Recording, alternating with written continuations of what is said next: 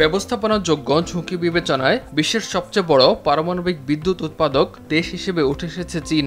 বর্তমানে দেশটির মূল ভূখণ্ডে পারমাণবিক বিদ্যুৎ ইউনিটগুলোর মোট স্থাপিত সক্ষমতা 11,30,00,000 কিলোওয়াট, যা বিশ্বে প্রথম। সম্প্রতি বেইজিংয়ে এক সংবাদ সম্মেলনে দেশটির পরিবেশ ও প্রতিবেশ মন্ত্রণালয় এই তথ্য নিশ্চিত করে। অন্যান্য দেশের তুলনায় চীন দেরিতে পারমাণবিক বিদ্যুৎ শিল্পের যাত্রা শুরু করে, তবে বর্তমানে আন্তর্জাতিক অভিজ্ঞতা অর্জন করে নিরাপদ ও আধুনিক প্রযুক্তির মাধ্যমে এই শিল্পে বেশ দ্রুত গতিতে এগিয়ে যাচ্ছে।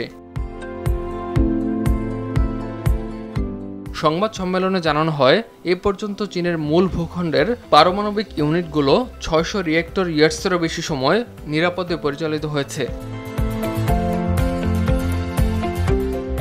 দেশটির পারমাণবিক প্ল্যান্টগুলো থেকে গ্যাসীয়, তরল ও কঠিন রেডিও অ্যাক্টিভ বর্জ্য তৈরি হয়।